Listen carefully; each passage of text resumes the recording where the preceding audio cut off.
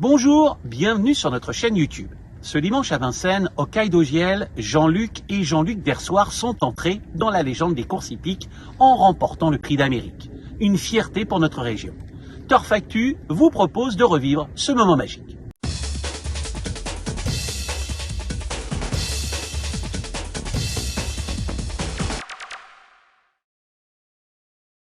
Il est des victoires qui dépassent le sport.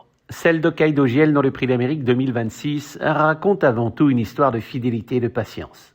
Pour Jean-Luc et Jean-Luc Dersoir, ce succès est l'aboutissement de près d'un demi-siècle de collaboration, de travail, de persévérance, mais aussi de rendez-vous manqués. Propriétaire historique de l'Est de la France, Jean-Luc a traversé des générations de chevaux. Après la course qu'il a suivie en Alsace devant son écran, ses mots pour son entraîneur au téléphone ont été simples et forts. Merveilleux, fabuleux, merci Jean-Luc. À 94 ans, ce prix d'Amérique prend pour l'homme la dimension d'un rêve poursuivi toute une vie, enfin devenu réalité. À ses côtés, depuis septembre 1979, Jean-Luc Dersoir incarne une fidélité rare. Après 44 années d'entraînement, près de 2000 chevaux, il décroche enfin son premier titre dans l'Amérique, marqué qui plus est par la présence de ses filles et l'accolade de Philippe Allaire, une reconnaissance entre hommes de cheval, la validation d'une vie entière consacrée à ce métier. Dans cette histoire magnifique, il faut bien sûr associer le cadet Éric Frémiot, 52 ans, petit-fils de Jean-Luc, passionné de chevaux, qui représente la continuité.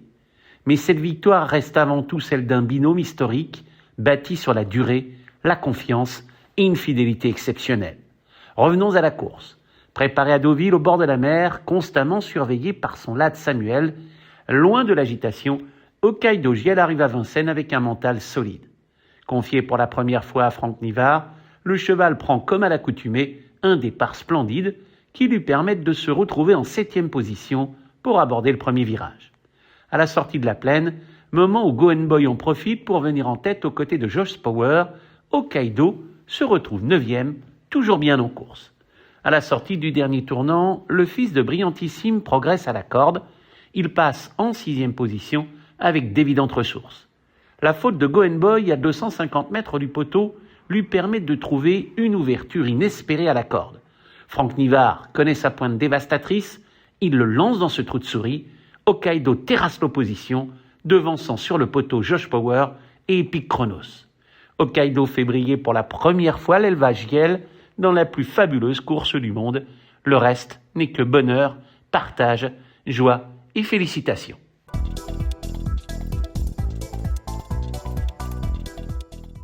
Ces grands rendez-vous ne doivent pas nous faire oublier d'autres succès plus modestes, mais tout aussi importants pour la région Est. Restons sur l'écurie Luc, saluons les succès au Trot-Monté dimanche à Vincennes d'Ikuro JL, lundi à Mokanchi de Millennium JL, mardi celui de Kentucky First. Le premier attend sagement en bonne place, il accélère pour finir. Les deux autres adoptent la course en tête, gagnant avec autorité. Francis Young vit des moments exaltants en tant que propriétaire avec Madness Sam, élevé par François Mélin. La pouliche survole un prix de série sur la grande piste de Vincennes. L'avenir s'annonce radieux.